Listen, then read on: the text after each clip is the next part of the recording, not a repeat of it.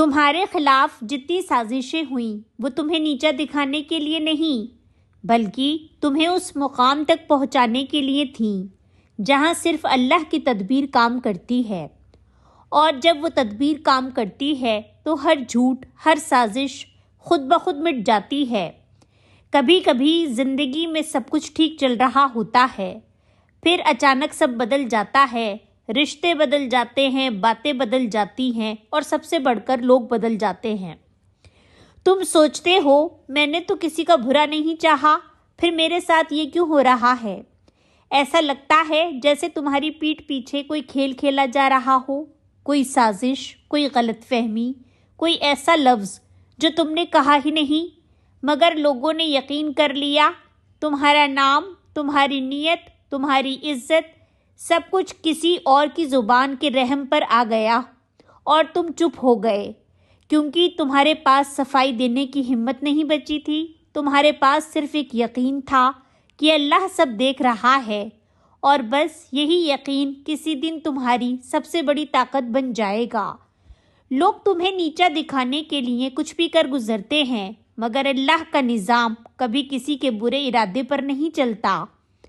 وہ خاموش رہتا ہے، دیر کرتا ہے، لیکن پھر ایک دن وہ اپنا پلان دکھاتا ہے جو سب منصوبوں کو پلٹ دیتا ہے۔ واللہ خیر الماکرین، اللہ سب سے بہتر تدبیر کرنے والا ہے۔ تمہارے خلاف جتنی باتیں ہوئیں تمہارا رب ان سب سے واقف ہے۔ وہ جانتا ہے کس نے تمہیں رلایا، کس نے تمہیں جھوٹا کہا، اور کس نے تمہارے صبر کا مذاق اڑایا، اور پھر وہی رب ایک دن تمہیں ایسی عزت دیتا ہے کہ جنہوں نے تمہیں گرانے کی کوشش کی تھی وہ خود حیران رہ جاتے ہیں۔ کبھی کبھی اللہ تمہیں نیچا دکھا کر ہی بلند کرتا ہے، وہ تمہیں لوگوں کی نظروں سے گراتا ہے تاکہ تم اس کی نظر میں قیمتی بن جاؤ۔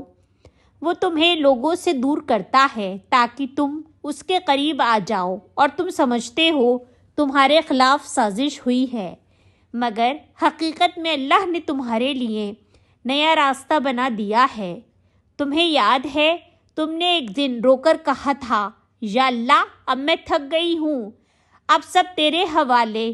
تب سے سب کچھ بدلنا شروع ہو گیا۔ تم نے صبر کیا، تم نے خاموشی اختیار کی، اور اللہ نے تدبیر شروع کر دی۔ آج بھی تمہیں لگتا ہے سب کچھ غلط سمت جا رہا ہے؟ یاد رکھو اللہ کبھی سیدھے راستے کو الٹا نہیں کرتا، وہ ہمیشہ الٹے راستے کو سیدھا کر دیتا ہے۔ جو تمہارے خلاف ہو رہا ہے وہ دراصل تمہارے حق میں لکھا جا رہا ہے۔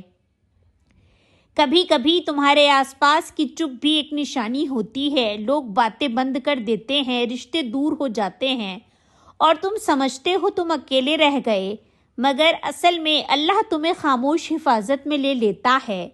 وہ تمہیں سازشوں سے نکال کر اپنی پناہ میں لے جاتا ہے۔ یہی وہ وقت ہوتا ہے جب تمہیں صبر کا مطلب سمجھ آتا ہے۔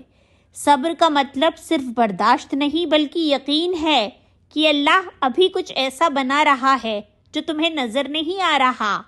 کبھی تمہیں لگتا ہے کہ سب کچھ ختم ہو گیا، لیکن اللہ کے یہاں کچھ بھی ختم نہیں ہوتا، وہ صرف تمہیں ایک مقام سے ہٹا کر دوسرے مقام پر لا رہا ہوتا ہے۔ لوگ تمہارے لیے دروازے بند کرتے ہیں اور اللہ تمہارے لیے آسمان کھول دیتا ہے۔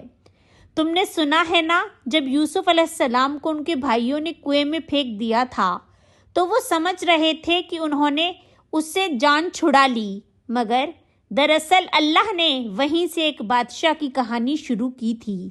ایسا ہی ہوتا ہے جب تمہارے ساتھ لوگ سازش کرتے ہیں، وہ تمہیں گرانے کا ارادہ کرتے ہیں، اور اللہ تمہیں اٹھانے کا منصوبہ لکھ دیتا ہے، اور یہیں سے ایک نیا مرحلہ شروع ہوتا ہے جب بندہ رونا چھوڑ دیتا ہے